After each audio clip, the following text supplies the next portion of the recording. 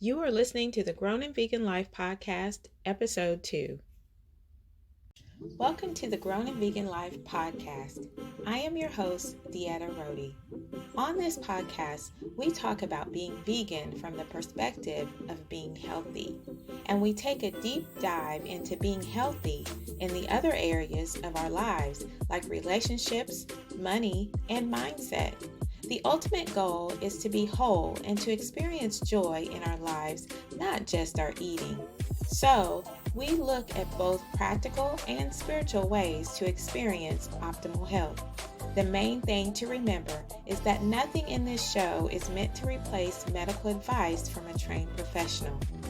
I am sharing my experience and the experience of my guest. Please use wisdom and take what you feel will work for you.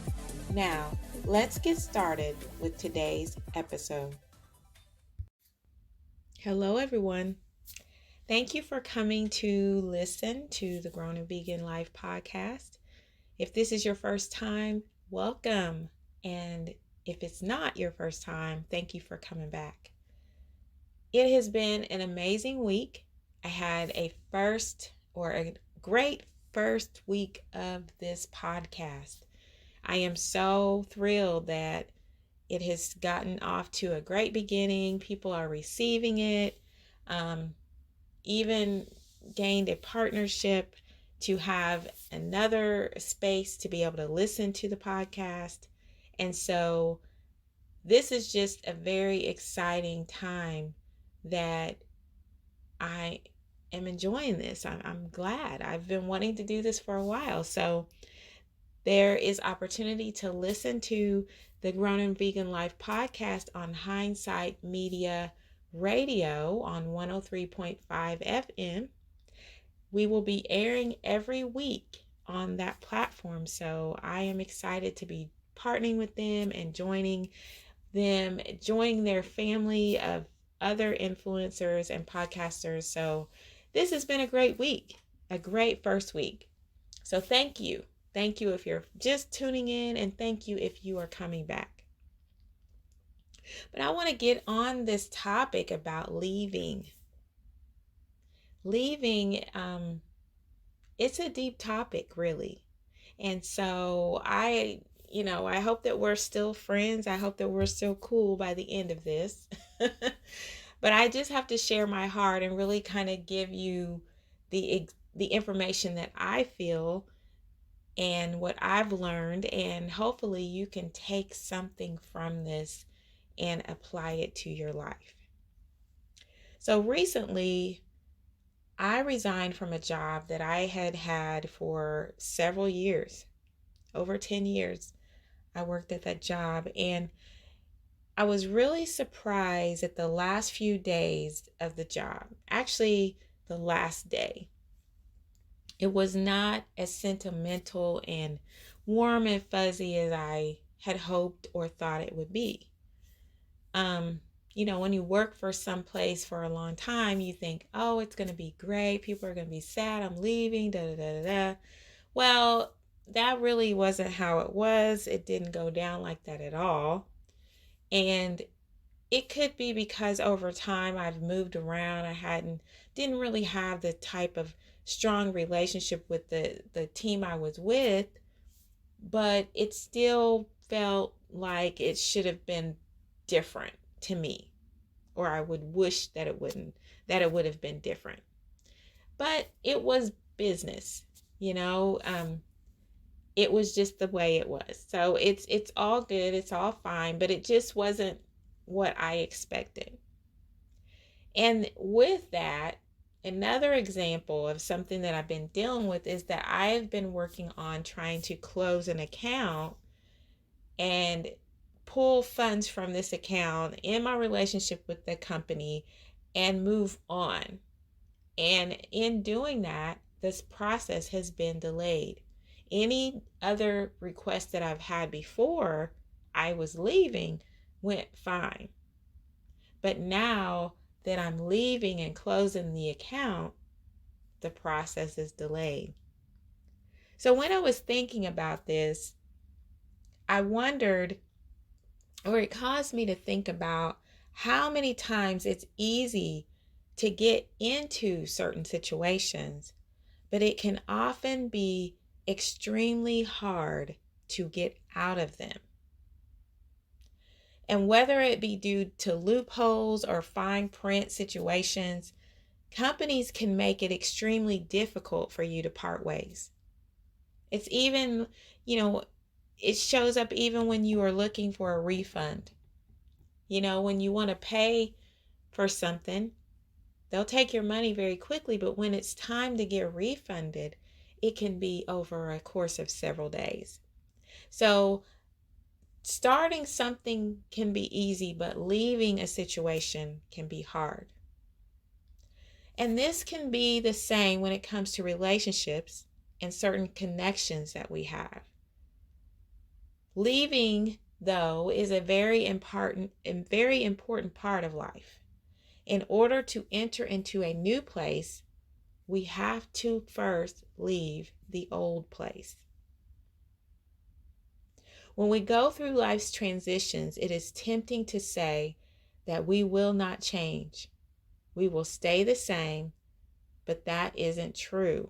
We are going to change. And that, a lot of times you hear that when people get successful. I'm not going to change. I'm going to remember you. I'm going to be this and I'm going to be that and I'm going to stay the same.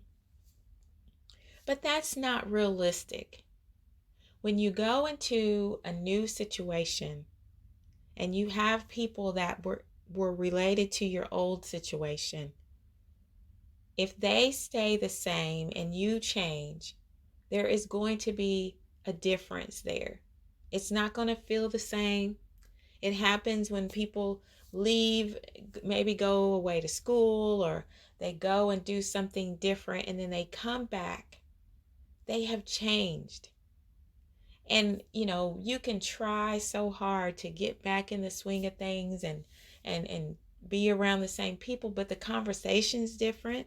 You've been expanded.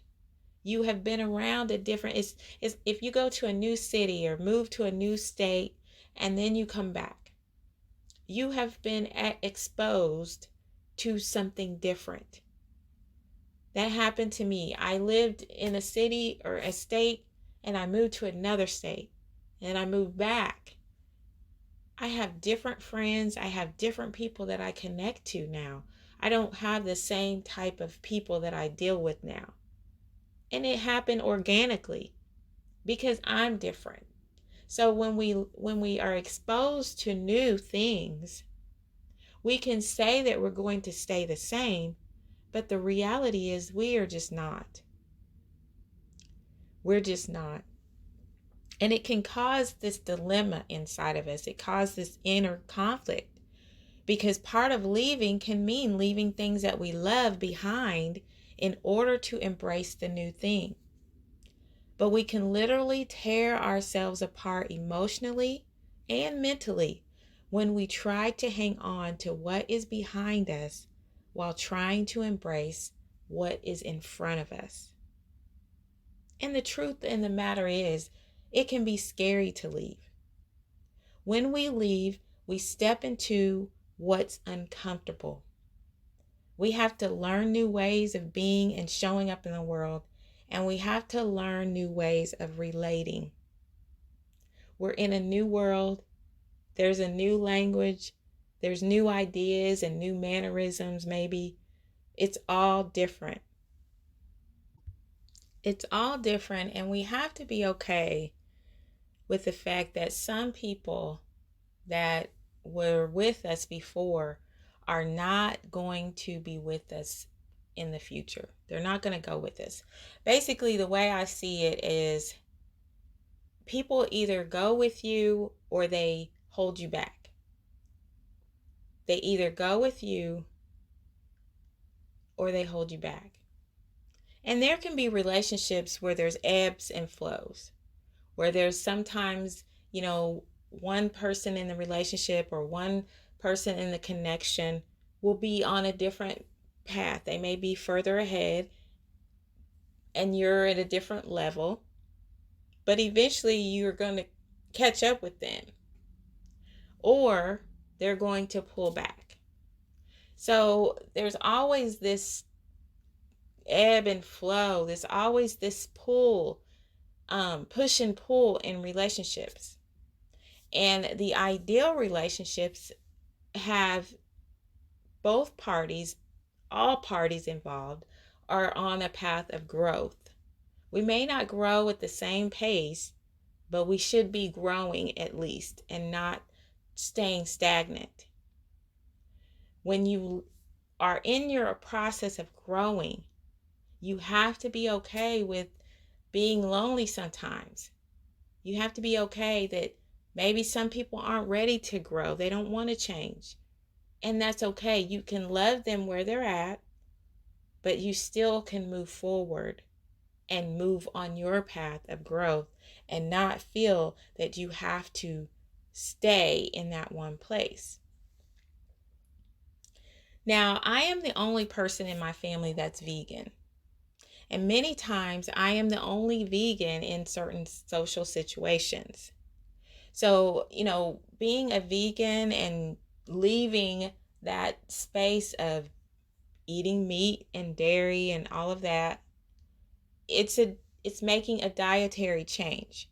So you're leaving a situation. You're out there on your own sometimes. So, whether it's going vegan or just changing to eating a healthier diet, maybe you're not vegan. Maybe you have just decided you want to lose weight and you need to eat different things than maybe your family is eating at the time. You have to be willing to go ahead and leave that situation, not leave the household necessarily, but leave the pattern that you were in. Leave that so that you can embrace the new lifestyle, because I don't really believe in diets anyway. It's not a diet. It has to become your lifestyle. If you want to maintain your weight loss and maintain your health and fitness goals, it has to become a life change for you. So if people are not wanting to change with you, you have to be willing to change on your own and keep going.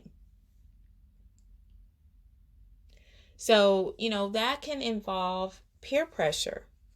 A lot of times, if you are the only person that is vegan or the only person who is doing a diet, maybe you do low carb, I don't know the different ones that are out now. There's so many different ways of eating, but maybe you're the only one that does that. You have to understand that people, when we do something different, it's like peer pressure comes in. People want to feel comfortable, and when you're doing it differently, then it makes them uncomfortable. It can make them uncomfortable. So the natural response is to try to get you to be back in with them, be back, eating the same way with them. Or, sometimes when you're eating differently and they're not, it can cause people to feel judged, or they can feel convicted that they need to change. But instead of changing, they want to focus in on what you're doing and try to cause you to change, because it'd be easier for you to come back to where they were instead of them trying to move forward where you're at. But one thing that I learned as I've been on this journey in eating vegan, is that I will not allow people to make me feel bad about choosing to eat this way. For instance, if you're going out to dinner, I've put down or turned down invitations to eat because the location wasn't conducive to my way of eating. And instead of me going and being made to feel like I just have to eat, maybe they had a few things on the menu that I could eat, but they weren't things that I wanted to eat. And instead of me putting myself in that situation where people would feel sorry for me and what I had on my plate, I just chose not to go, because I will not allow myself to be put in that situation when I know that it's not that what I'm eating is bad or that I don't have a lot to eat. It's just that they don't have a lot to offer. So just because there are not very many choices doesn't mean that what you have chosen isn't good. Just because there are more options to something doesn't mean that it's the right choice. So we cannot allow people to make us feel like we're missing out when we decide to make a change for ourselves just because other places haven't caught up with what we're doing. More and more restaurants are offering vegan options, but many times they don't really get the fact that it's vegan. They're, I guess, classified as plant-based, and so many times they're vegetarian. They still have the cheese, they still have the different product, the dairy. So, they're not catching up. They're trying, they're making an effort, but you still have to be mindful of what you're doing.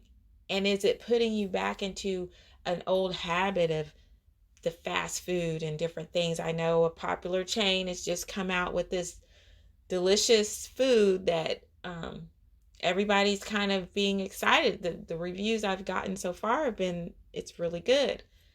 I'm not jumping on really quickly right now because I'm just kind of waiting to see, is that really what I want to do? Because just because it's vegan, sometimes it still is not necessarily healthy.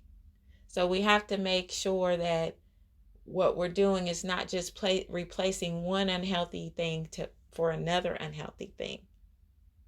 But that's a whole nother podcast, a whole nother day. But when I was married to my second husband, it took me a long time and a few attempts to leave. I wanted to get out of the relationship, but I struggled to get out of the relationship. The main reason initially was because I did not have a plan on doing my new life. So I easily went back to the old life. And I didn't want to feel the loneliness, and I didn't want to feel uncomfortable. A lot of times when we are trying to start something new or want to leave an old situation, we have to have a plan for the new. That goes with the relationship, an eating plan, whatever it is. If you're wanting to leave an old situation, you have to have a plan for the new. What are you going to do when you feel those things, those times of loneliness? What are you going to do when you feel that temptation to eat something that you don't want to eat normally? There has to be a plan. We have to put something in place to assure that we are successful in the new life that we want to leave. And I still had feelings and cared for the person. So it was hard for me to justify my need and desire to leave. And sometimes leaving doesn't mean you don't care. It just means you need to move forward. So we have to sort through our feelings. We have to sort through our intentions. Whatever the reason is to leave successfully, you have to know your reason for leaving. And you have to believe in that reason. If you don't, there are going to be well-meaning people that are going to try to change your mind. Or you may even change your own mind. You may talk yourself out of it. You have to have a reason. Your why has to be strong. And if it's not, it'll be so easy to go back to the old way, to not stick to the plan. The reality is, whether it's leaving behind meat or leaving a bad relationship, leaving is not typically an easy thing to do. There are situations when, leaving is a relief. People are glad to get out of the situation. But even in those situations, even in those times, there are moments when it's hard. Because even in abusive situations, even in toxic situations, you become accustomed to the way it was. So new feels crazy. Maybe you feel like things are going too good and you don't know how to deal with that. There's all kinds of challenges when we leave a situation. So we have to just be prepared and understand that leaving can be hard. Many times we deal with mixed emotions about leaving. We're just uncertain about what's ahead. We have these mixed emotions of longing for what used to be, but we desperately want what lies ahead. So we have to be willing to take that time that we need to grieve. I have been on this vegan journey officially for just under a year. I started off vegetarian around October of 2020, and then I went fully vegan around March of 2021. And to be honest, I don't completely remember whether I allowed myself to eat meat for the holiday in 2020 or not. I know around that time frame, there was still a lot of things going on as there are today, but I can't really remember how I handled the holiday at that time because I was abstaining from meat, but I wasn't abstaining from dairy and cheese and things like that. But I can fully remember this past holiday season in 2021 that I did not eat meat or dairy because I actually cooked my very first official vegan holiday meal. I had part of my family that decided that they would be my guinea pigs and join me, my grandson, my granddaughter, my oldest grandson, and my granddaughter and my daughter. My granddaughter she just wasn't having it. My grandson, he did try it. He didn't really like it. My youngest daughter, she did try, and there were a couple of things that she did like. But what happened during that time is, first of all, it was a lot of work, y'all. And I was tired. I thought, I don't know if I'm going to ever do this again. At least not by myself. It was a lot of cooking because you really, with vegan cooking, you really have to cook a lot of things by scratch. And so I had to make all of these things ahead, and I didn't start far enough ahead, really. It might not have been as hard if I would have, but it was a lot of work and I was tired. But something happened during that time that I wasn't expecting. And what happened was I actually started to miss meat during that time.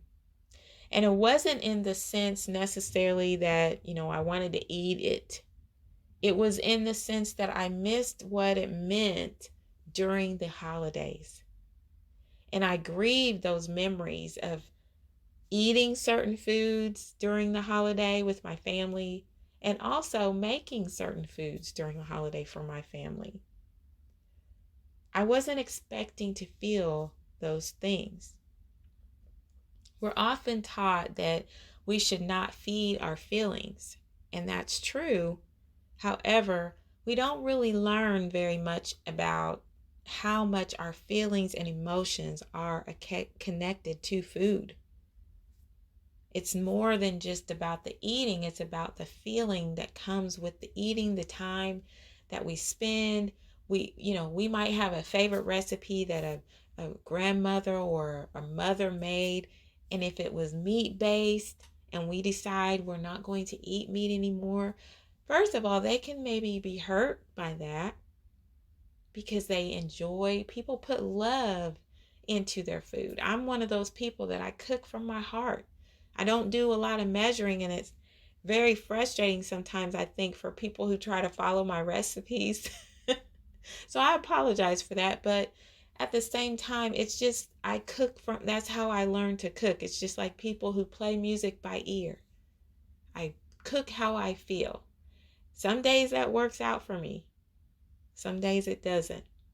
But, if people made something with love and it was meat based, then when we are on this journey and we're trying to do something new, it can be easy for us to take it very personal that, well, people are not getting on board with me and they're not trying to help me out in this whole new journey.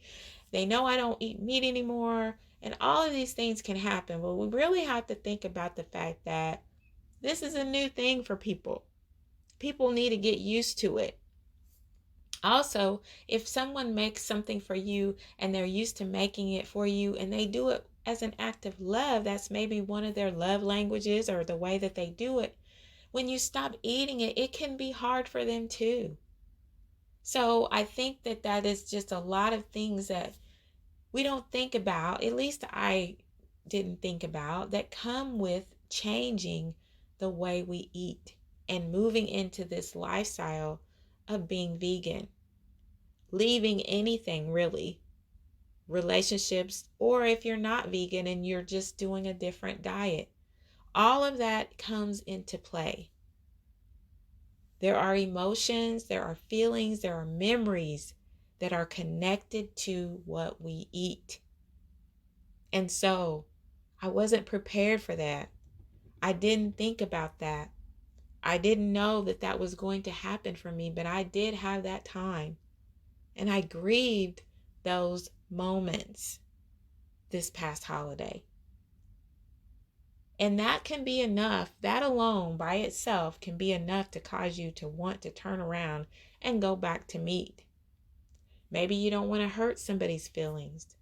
You don't want to hurt your grandmother. You don't want to hurt your best friend who makes this for you every year, whatever that is. You don't want to hurt their feelings, but at the same time, you can care for their feelings, but you can still care for yourself. So I did grieve those moments, but what I determined is that I would make new moments. While I grieve those moments, I missed that. It's not enough for me to want to change back.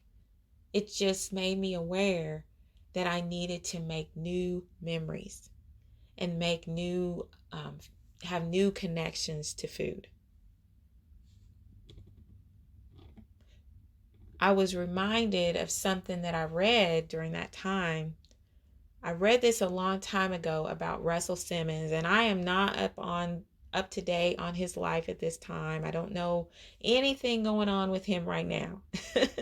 I used to kind of follow him. I liked a couple of books that he had out years ago, and I was reading one of his books. And in this book, he was sharing how he was vegan. But during the holiday season, like the last quarter of the year, he took a holiday from being vegan. During that time, I understand because there's so many parties, and I can only imagine being a celebrity how that could happen. But there's lots of parties, invites, situations where it's just easier. There's a lot of things that people serve that aren't conducive to a vegan diet. When I was going through this, unfortunately, I would turn down the invitations or I would bring my own food. I took my own food to my holiday dinner for my family. I took my own food to another dinner that I went to. But that's not always something that can be done. When you can, you can. When you can't, you just can't. I think that some people maybe eat ahead of time and just go for the fellowship and the time to be with people. There's adjustments that have to be made. I thought about at that moment about, a holiday, maybe, just maybe. But I did not choose that path. I maintained my meat and dairy free lifestyle. But I did acknowledge how I felt. And I took some time to grieve. Grieving is part of leaving. You're always going to have those feelings. You're going to have some type of feeling about leaving something behind. And it's okay. It's okay to go through those processes of grieving. For me, I was a little hard on myself at that time. I just felt like I shouldn't even be tempted by meat. I felt like I should be above that. I should be beyond that. But the truth of the matter is, I'm not angry at meat. I know that many people have different reasons for being vegan. They have different paths that led them to this place. My path led me here for my health. So I don't judge people who have a different reason for being vegan. And I don't feel that we should judge anyone for their reason for being vegan. I truly believe that because of the strong opinions and the way that it's presented, that it really keeps good meaning people or well-meaning people or people who could really benefit from this lifestyle away, because they don't want to deal with all the different agendas. But I felt bad. I felt like I should not even want meat. But I really understood and recognized the fact that I'm not mad at meat. I am just choosing to be healthy, and for me, at this time, means abstaining from meat. For many people, being mad at something is the only way that they are able to break free from it. It's the only way that they can leave. It doesn't have to be the reason for leaving, though. We don't have to be mad to leave. We can just decide that we have to make a different choice. We don't have to be mad to leave. We can just make a decision to leave. So before I end this podcast, I want to leave you with this final thought. It takes a certain kind of strength to leave something you still love. The way that you do that is finding something you love more. Thanks for listening. You have been listening to the Grown&Vegan podcast. Be sure to join us next week for a brand new episode. In the meantime, visit grown&vegan.com for more information and visit YouTube to subscribe to the Grown&Vegan YouTube channel. You can also follow Grown&Vegan on Instagram and Facebook.